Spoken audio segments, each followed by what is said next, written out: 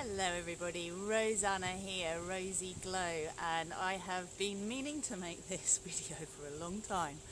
It is about controlling partnerships. It's why we stay with partners who control us. And you know what? I've really been resisting it because my perspective on it is very much about us stepping out of being victims. And I'm very, very aware of the fact that there are people who can be in highly abusive relationships. So we have different types of abuse. We have physical, we have emotional, we have psychological. You could even form psychic attack as a form of abuse in relationship. But essentially, if we are in physical danger, then we're having a different conversation to when we're actually really just dealing with the demons in our own head. And I do want to make that distinction right at the start, because if you are in physical danger, then it is very important that you get all of the support that you need before you step out of the controlling situation that you're in. And there is help available, and when you decide that you can and you will step out of it no matter what it takes, and that you are safe and you are protected, you will find your way. And I know that this will resonate with certain cultures more than others, because I've worked with lots of different women over the years, and different cultural backgrounds and religious backgrounds, and I know that we've got it good in the West in comparison to a lot of other places where women really don't have the voice, the support and the strength that they have in the West. This also isn't about women, it's about men and women. So we all end up or have the capacity to end up in controlling relationships. I've watched my own family members be in controlling relationships where they won't leave them because they want to save face. Well, that is the story that is told, but actually there's a lot more to it than that.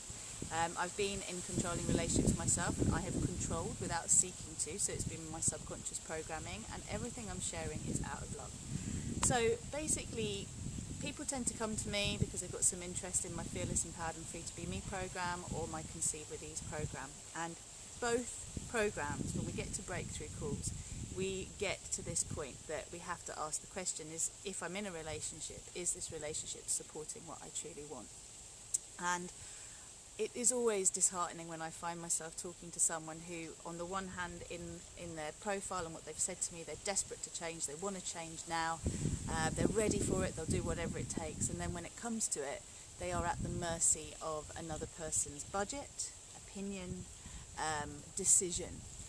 I've seen it close up, I've seen it far away, and you know, the question is, why do we stay in it? And we can come up with all sorts of excuses. So some of the things I've heard is, you know, he has such a nice side, oh, he's so lovely really, or she's so lovely really, or I really feel sorry for her, or I feel sorry for him. I feel like I've been bad to them in the past, and therefore I need to make up for it. They're not going to be able to survive without me. Sometimes we've also had to deal with it, and I've had it in my own family, and it's heartbreaking that someone is threatening to kill themselves if you leave them, if you break up with them, and therefore you're feeling that their life is your responsibility. Now, this is not true. We have to remember that in some way the outer world and the inner world are a reflection. So if we feel like a victim, if we feel powerless, if we feel like we need saving, if we feel like we're not enough on our own, and actually we don't trust life will take care of us, we don't trust that life will support us, we don't trust that somehow through accessing our own inner reserves we will always be okay, and we don't need to put up with being suppressed, repressed, belittled, kept in a box, not allowed to freely express ourselves.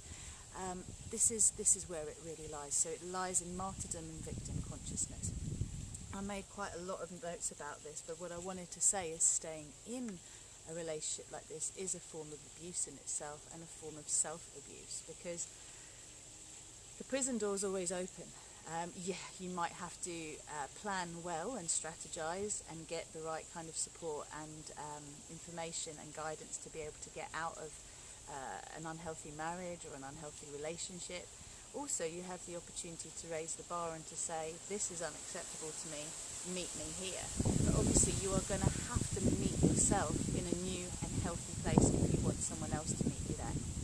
In my own history, I've gone from very codependent relationships to finding myself almost going to the other extreme, where I valued complete independence and not being attached at all, and learnt my way through from that sort of complete dependence to complete independence to interdependence. But I've put up with a lot of bullshit in my life, a lot of relationship bullshit in my life, in order to have someone in my life, in order to feel loved, validated, accepted, understood, and actually that just reflects my inner relationship with myself. So if you find yourself in a position where you are not happy, where actually you can't be in truth with your partner, where they have to veto any decision for you, like you can't spend money on a course that you want to spend money on, you can't go out and do something with your friends if you want to without their permission, you have to factor them into everything in such a way that actually you can't just be your own self. There is an issue there, and there is also the issue of what other people think. So very often we won't speak up and say we're in a challenging relationship because we want to save face, and the opinion of others is more important to us than how we actually feel in the relationship. So if you feel stifled, if you're feeling like you can't actually express your truth, and this can come out sexually, it can come out physically in your relationship, your physical relationship with each other, it can come out in working together, it can come out in your affection. It's really important to get real, like what's happening in your relationship and what do you want to be happening in your relationship? Like, how does it measure up to what you would like to have? Because I find people actually thinking about having babies and families and marrying people that they're really not in a healthy state with. Maybe they had a codependent relationship earlier in their lives and they've started to grow in themselves, but the other person isn't growing with them, and they're not prepared to let go of this person in order to keep growing. They will hold themselves back and keep hold of the dead weight, for want of a better word, the ballast, rather than letting go and saying, look, I need to grow, I need to be in a state of happiness and well-being and fulfillment in myself. I want to share this journey with you, but it's going to require that you take responsibility for yourself in the same way that I take responsibility for myself, and that we learn to speak truth and we learn to be in authentic relationship with ourselves so that we can be in it with each other. Now, you can't do that if you don't look at your subconscious programming. You can't do that without looking at how you ended up with this relationship in the first place and how it emulates potentially your mother-father relationship or your mother-stepfather relationship or your stepmother-father relationship, like those early influences that you grew up around. We don't end up in an unhealthy relationship without having had some kind of unhealthy relationship around us. But invariably we can be making all the excuses in the world to avoid stepping into our power and basically feeling that our happiness is actually dependent on someone else's will and choices and decisions rather than our own. It isn't. That's all bullshit. That is all stories that we tell ourselves because we are too scared to step into our power. We are too scared to take responsibility and to say, this is a boundary for me. I am not accepting this. If this is where you want to meet me, you will not be meeting me here. I am not meeting you in this place. And no is so powerful. So often we just do not exercise the no. We just put up with things, we suppress, and then this comes out in power dynamics, invariably in the bedroom, in intimacy, also in our family dynamics and how we live our lives. We're not happy. We put on a front. No one knows what's really going on. We hide behind our makeup, our clothes, our job, our status, what it looks like on the surface, and we're miserable inside. If that's your truth, it's not your partner's fault. It's your fault.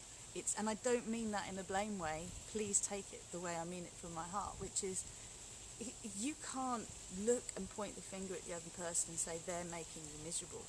You are making a choice to stay in something that is making you miserable. So, one, are you being honest about how you feel to yourself and then to the other person? Two, have you stated what you need to change in order for things to actually get better, and when you need to change them by, and what it's going to take in a step-by-step process. We don't get concerned with the how, okay? Micromanaging other people is never going to get you the results that you want, but getting clear on what works for you and what doesn't work for you is imperative for shifting and changing. And, you know, when you decide that something is unacceptable, there is a fire that gets built in you that will strengthen you and basically help you to access your no. And it's a very powerful thing to be able to stand up to yourself and to the other person involved and to say, I am not accepting this. This is not okay with me. I need things to be different, and this is how I need them to be. And you have to keep it simple. It's not about blaming the other person and telling them, you make me feel this, you make me feel that. No. The way I feel in this situation when you do this or you respond to me like this is like this. Is this how you want me to feel? And this starts to open a dialogue, right? Because, you know, if we love someone, we have to question what love really is. What does that mean? Do we love to control them? Do we love them to validate how we feel? Do we need them to basically build our self-esteem for us? Are we reliant on them financially, materially? Do we feel like on our own we can't actually provide for ourselves? All of this is down to those subconscious beliefs that I told you about earlier, that I mentioned. And it comes down to the fact that if you feel like you're powerless, that is what you will see around you. If you choose to believe it is possible for you to feel powerful and that things can actually change, you will start to see the opportunities for those things to change.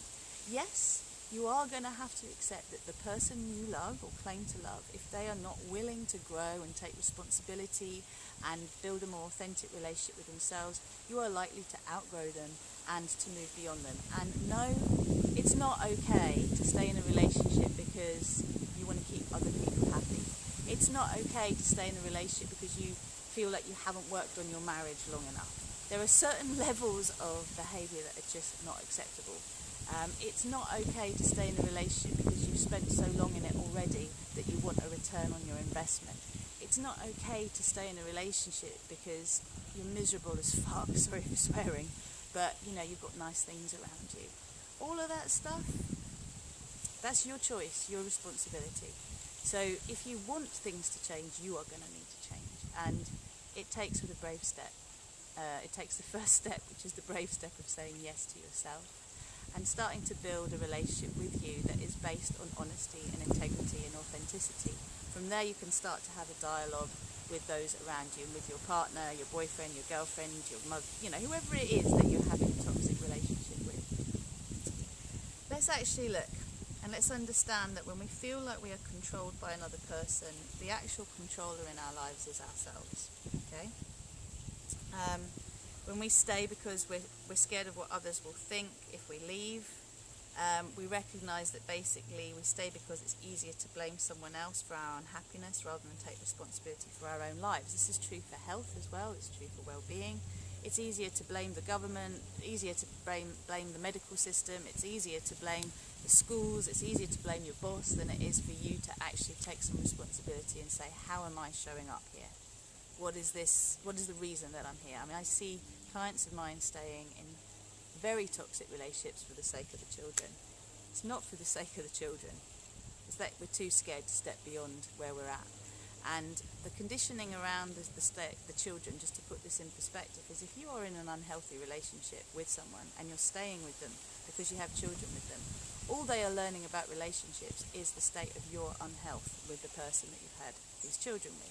So they're not going to learn what it's like to be in authentic truth. They're not going to learn what it means to have boundaries. They're not going to learn what it means to stand up for yourself and to want better for yourself and to give yourself what you deserve and to say no to what is unacceptable.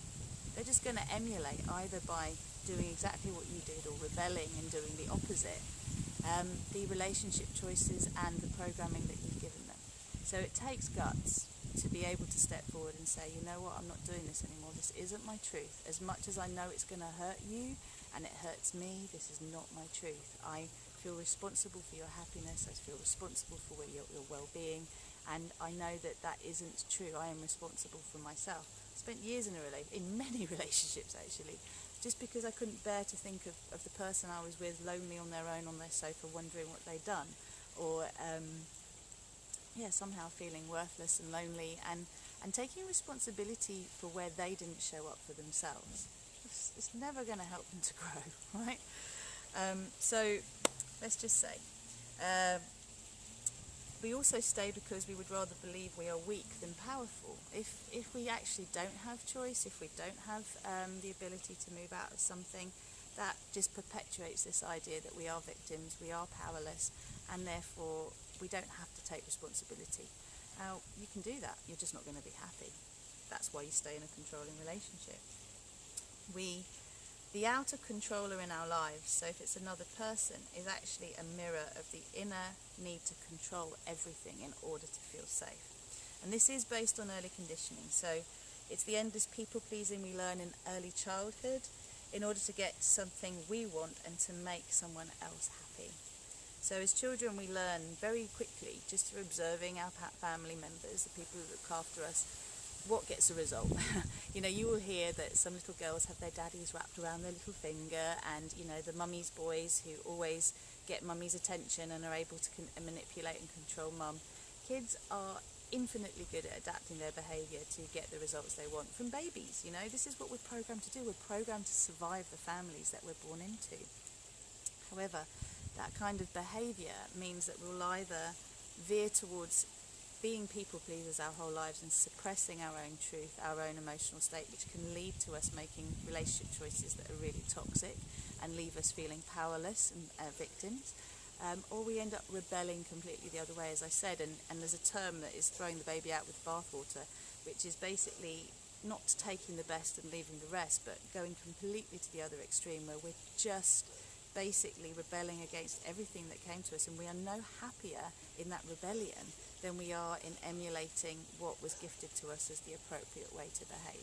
We have social conditioning, cultural, religious conditioning. It's all been to keep us into a state where we have social rules that keep us all compliant and working as a whole. But what we have learned through this is to basically put the needs of the group ahead of the need of the individual. And the negative spiral in all of this is that if we're not in authentic truth in terms of what we need, what we feel we need, what we want from life, then we're not showing up in the collective in an authentic way. And as a result of that, we're just not well and the collective isn't well. So we're moving to a point of our evolution now that if we really want to see this world move and evolve beyond the struggle paradigm, we are going to have to take responsibility for ourselves. And that's in our personal lives, in all areas of our lives, and certainly in the way we interact with others. We're not responsible for other people's happiness. We are responsible for our own. And there is nothing like choosing the lesson of feeling powerless in order to actually learn your power. So we have these soul connections with other people that come into our lives that are basically there to teach us. It might not be with a partner, it could be a child or a parent, what it feels like to be powerless, and as a result of that, how you can actually claim your power back. So if you feel like you haven't chosen this situation, if you feel like you've actually come into this relationship and it wasn't your choice, then ask yourself why. I mean, you might have ended up in an arranged marriage for sure. As I said at the start of this video, different things apply to different cultures and different norms, and if you're not happy, that you can still make choices out of where you're at. And this is important to remember, is yes, you may have to go against your cultural heritage, you may have to go against your religious heritage, but that is a choice you can make. The point is not to throw the baby out with the bathwater. It is to be able to make a step in the direction you want to take, which may be uncomfortable and require that you actually get a lot of support, but in so doing you are evolving the consciousness of everyone around you as well. And many of us have elected to come here as evolved souls, having quite a challenging time in our earthly existence in terms of having to be the person that instigates change within a family that has always followed suit, and getting some initial resistance, initial slack, but actually ultimately leading to freedom and expansion within the family unit and the culture, allowing everybody to evolve rather than they staying stuck in the norm that is keeping everybody where they don't want to be. So we choose every situation that we're in, even if we ended up in it by passively going along with it, right up to walking down the aisle and muttering yes, to bringing children into this world that you now don't want to fuck up by staying with the parent, the other person, the bully in your life. We've been taught all sorts of things. We've been taught to pretend to be happy. We've been taught to just get on with things as they are. But the long-term effect of that to your health is terrible, right? If you're suppressing your truth, it's going to come out one way or another. You may end up having an affair, and again, you're not going to have a particularly healthy attraction if you're rebelling from one place to another. You will attack yourself, so invariably the health of our bodies, often it's our reproductive health, digestive health, cardiovascular health, mental health that is affected because we are refusing to be in truth with ourselves. And the crying shame here is that when you do seek a solution, you will find it. You will possibly need to search quite hard, and you may have to work very hard for it, but you will find it. Whatever you seek, you will find, and what you focus on grows. So it is very important to recognise that if you want to move out of a controlling relationship, first of all, you accept that you have played your part in entering into this relationship. As uncomfortable and as unpleasant as it is, and as awful as the other person is, you have allowed yourself to be in this situation. So if you allow yourself to take responsibility for that and now seek to make a different choice, you will start to find the opportunities to be able to move beyond where you are to where you want to be. And this starts with feeling into what it would feel like to be happy in a relationship. What would it look like to you? You know, give yourself some details. What would it look like? What would it feel like? How would the situations that currently upset you in life look different in the relationship that you would want to have? Firstly with yourself and then with the other person. And you use them as your inspiration. What do you need in them to change?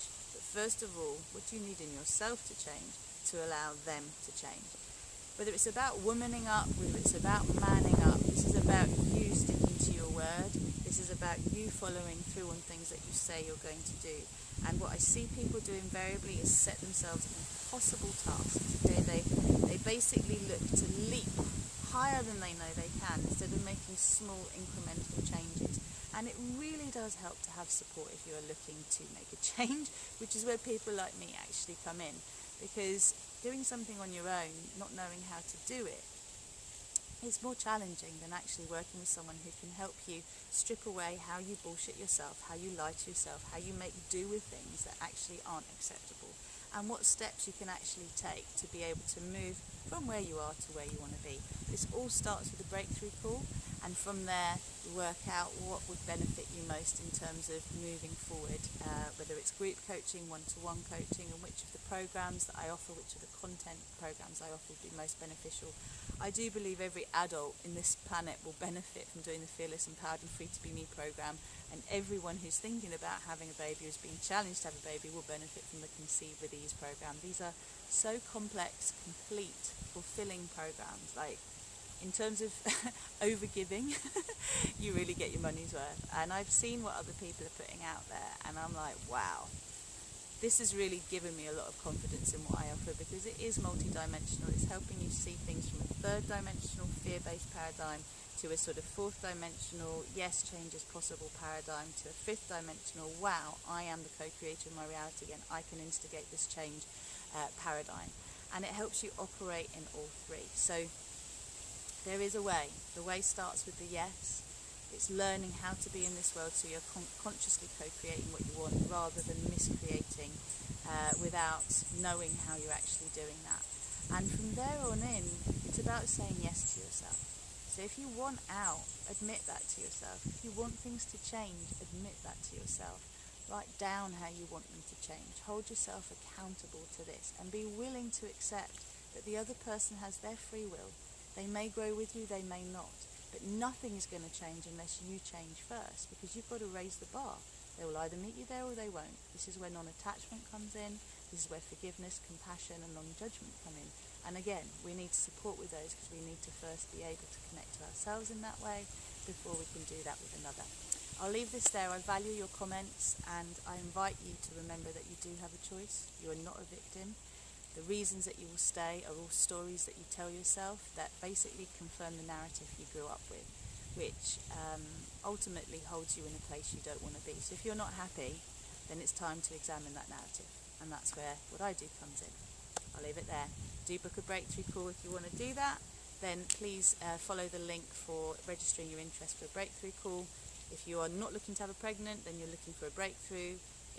If you're looking to have a baby, then you're looking to conceive a baby. Okay, so there's two different question sets depending on what you actually want to do.